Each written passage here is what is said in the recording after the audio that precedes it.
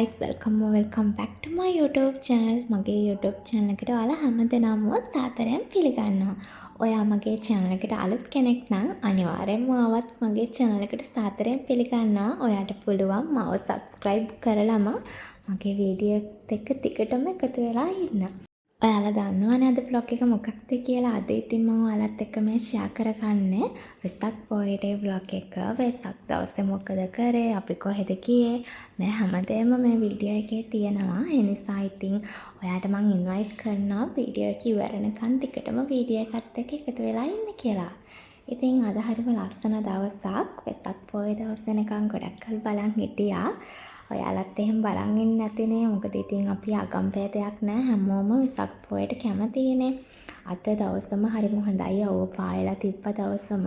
ඉතින් වහින්නෙත් නැති නිසා අද හැමෝටම හොඳ දවසක් වෙයි.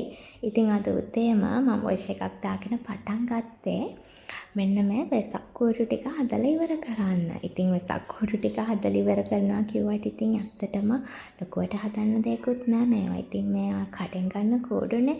අපිට තියෙන්නේ මේවා කෑල්ලෙන් කෑල්ල සෙට් කරන්න. ඉතින් මම මුලින්ම මේ ටික කෑල්ලෙන් කෑල්ල ස්ටේප්ලර් කරගෙන සෙට් කරගෙන හිටියා. පොඩි වැඩක් කිව්වට හදන්න ගත්තට පස්සේ තමයි ලොකු වැඩක් වෙන්නේ. ඉතින් මොනවා වුණත් ඉවර කරගන්න ටිකක් වෙලා යනවානේ. කොහොම හරි ඉතින් මායි නංගිලයි මේ වැඩ ටික ඉවර කරගත්තා. වෙසක් කූඩු ටික සෙට් කරගෙන ඉවරුණා. හැබැයි වෙනදාට නම් වෙසක් කූඩු හදද්දී සවුකොළ කපන්න ගියාම ගොඩක් වෙලා යනවා. හැබැයි මේ පාර නම් අපිට මේ සෙට් එකට කපපු සවුකොළත් හම්බුණා.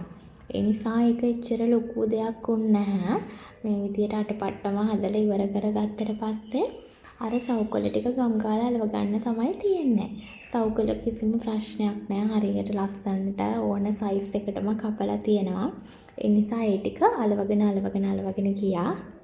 හැබැයි ඉතින් මේ වගේ එක ඒවා අලවන වැඩවලට නම් මම මාරම කැමතියි. මම පේපර් ක්‍රාෆ්ට් වලට ගොඩක් කරන නිසා දන්න කොහොම හරි මම මේ වගේ අලවන වැඩවලට නම් ගොඩාක් කැමතියි. ඉතින් අපි ගෙදර හැමෝම එකතු වෙලා මේ කූඩු ටික හදලා ඉවර කරගත්තා. ඔයාලත් ඉතින් වෙසක් එකට ගෙදර හැමෝම එකතු වෙලා මෙහෙම කූඩ හදන්න නැති නේද? මොකද ඉතින් වෙසක් කිව්වම අපි බෞද්ධ වුණාට කැතලික් අයත් මේ දේවල් කරනවනේ. වෙසක් කූඩු හදනවා, වෙසක් කූඩු එල්ලනවා. හැබැයි අනිවාර්යයෙන්ම මිනිස්සු දන්සල් වලටත් යනවා නේ. නිසා වෙසක් පොය, පොසොන් පොය කියන්නේ ලංකාවේ හැමෝම සමරන දෙයක්. කොහොම හරි දැන් ඉතින් ඔන්න මේ විදියට වෙසක් කූඩු ටික එක එක හදාගෙන ඉවර කරගත්ත කොහොම හරි. ඔයාලා වීඩියෝ එක බලනත් ඇති කියන්නම්. ඔයාලා මගේ channel එක වීඩියෝ බලනවා නම් අද වීඩියෝ එක හරි බැලුවා නම් ඔයාට පුළුවන් මගේ channel එකේ වීඩියෝ එක කොහොමද, අද වීඩියෝ එක කොහොමද, වීඩියෝස් කොහොමද කියලා ඔයාලගේ අදහස කමෙන්ට් එකක් දාලා යන්න. කමෙන්ට් එක හොඳ එකක් වුණත් නරක එකක් වුණත් මොන හරි අඩුපාඩුවක් තිබ්බත් හදාගන්න ඕන දෙයක් දාන්න ප්‍රශ්නයක් නැහැ.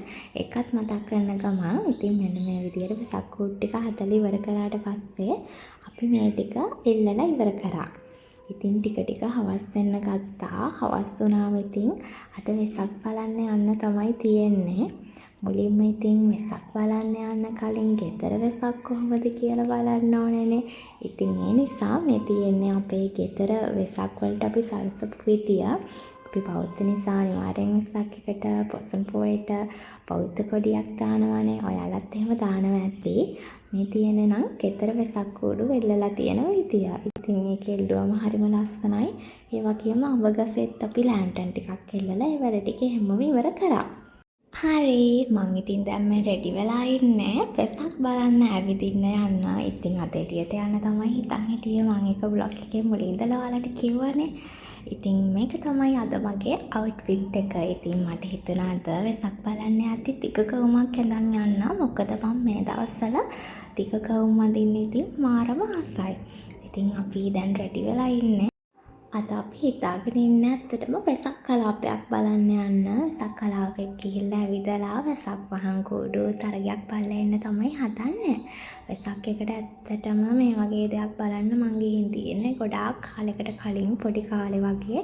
ඉතින් අද තමයි ගොඩක් කාලෙකින් වෙසක් එකට ටිකක් ඇවිදින්න එළිය යන්න හිතන් ඉන්නේ. ඒ නිසා ඉතින් අද හරිම කැමැත්තෙන් ඉන්නේ වෙසක් බලන්න යන්න. අපි අද මුලින්ම ගියා කඩවතට ගියා මොකද මහර වෙසක් කලාප තියෙනවා ඒක බලන්න. ඉතින් මේ බයික් එක පාරේ අයිනෙන් පාක් කරලා තමයි ගියේ. අපි දැනන් හිටියේ නෑ මුලින්ම යද්දී වෙසක් කලාප ගාව එතන පාකින් එකක් තියෙනවා කියලා. මොකද පාකින් එකක් තිබ්බේ පල්ලියක් ඇතුළේ. ඉතින් අපි ඒක හරියටම දන්නේ නෑනේ. ඒ නිසා ඉතින් බයික් එක පාරේ අයිනෙන් පාක් කරලා ඇවිදගෙන ගියා මේ තියෙන්නේ කඩවත මහර වෙසක් කලාපය. මෙතන පාරේ වෙසක් කලාපය නිසා එකපාරක් වහලා ඒ පාර තමයි වෙසක් කලාප විදියට අරන් තියෙන්නේ. ඉතින් අනිත් හැම තැනම එන්ට්‍රන්ස් එක ආව හරිම ලස්සනට ලයිට් වල දාලා ඉතන ලස්සනට ඩෙකොරේට් කරලා තිබ්බා. අපි ඇතුළට ඇවිදගෙන ගියාම අපි දැන් ඇතුළට ඇවිදගෙන ගියාට කූඩු නම් තාම මේ මුකුත් ඕපන් කරලා තිබ්බේ නැහැ. ඒ නිසා අපි දෙන්න ටිකටම කෙළවරටම පාරේ ඇවිදගෙන ගියා. මොකද කෙළවරේ ඉඳන් හරි එතකොට එද්දි ඕපන් කරලා තියෙන්නේ කියලා බලා ගන්න පුළුවන් කියලා අපි දෙන්න කෙළවරටම ඇවිදගෙන ගියා. ඉතින් මේ සමහර කූඩු දැන් තමයි ඕපන් කරන්න යන්නේ. වෙලාව 7:07 වගේ වෙලා තිබ්බා. ඒත් මේ මුකුත් ඕපන් කරලා තිබ්බේ නෑ තාම. අපි දෙන්න පාර කෙළවරටම ඇවිදගෙන ගියා. පාර කෙළවරටම ඇවිදගෙන ගියා මෙන්න මෙතන පැතිකී ප්‍රසංගයක් එහෙම පටන් අරගෙන තිබ්බා.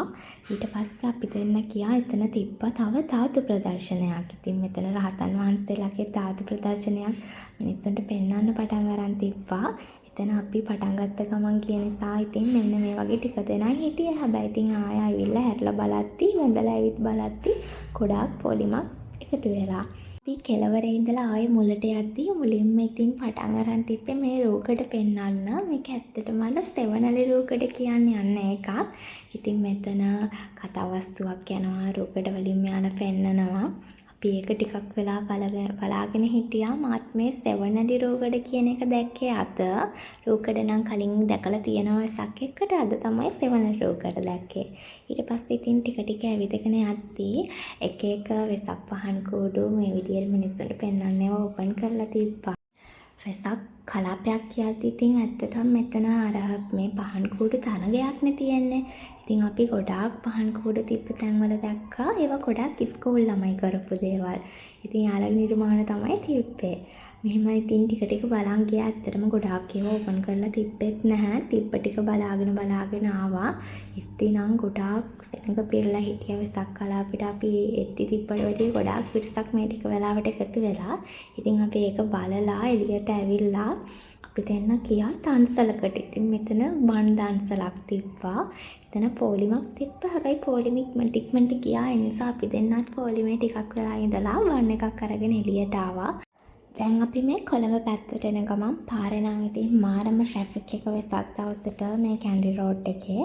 අපි කොළඹට ගියෙත් නෑ. ඒත් ඉතින් අපිට මේ ටික පහු කරගන්න මාරම වෙලාවක් ගියා. සෑහෙන වෙලාවක් ගියා. ඉතින් අපි දෙන්න දිගටම මේ ටික පහු කරගෙන ආවා. පාර හැමතැනම සරසලා. ඉතින් අපි දෙන්න වෙසක් කලාපේ ඇවිත් හිටියට මොන පෙන්නලා වීඩියෝ එකක්වත් ගන්න බැරි වුණානේ. ඒ නිසා ඉතින් පාරේම බයික් එක ට්‍රැෆික් එක වෙලාවෙ නවත්තලා පොඩි වීඩියෝ ක්ලිප්ස් ටිකක් ගත්තා. වෙසක් කලාපෙදී ගන්න බැරි වුණානේ ඇවිත්තට. හරි. ඉතින් අපි මේ ඉන්නේ දැන් කැන්ඩි එක ළඟ. මේ කඩවත කැන්ඩි එක ළඟ. ඉතින් කැන්ඩි එක ළඟත් කූඩුවක් හදලා තිබ්බා. ඉතින් මෙතනින් හරවන් අපි දැන් මේ යන ගමන් අර කොළඹ පැත්තට යන්න නම් ඉතින් හිතන්නවත් බෑ. මේ තියෙන්නේ සෙකන්ඩ් ඩේ එක. ඉතින් දෙවනි දවසේ අපි ගෙදර අයත් එක්ක ගියා මහපාගේ පැත්තට. මෙතන මේ මහපාගේ වැලිසර නැවි කැම්ප් එක පොඩි වෙසක් කලාපයක් තිබ්බා. මේක පාරේ අයිනේ තිබ්බේ. ඒ නිසා මෙතන ට්‍රැෆික් එකයි ඒක බලන මිනිස්සුයි. එතන නම් මාරම ට්‍රැෆික් එකක් තිබ්බා. ඒ නිසා අපි යන ගමන් බලාගෙන ආවත් තොරණකුත් තිබ්බා.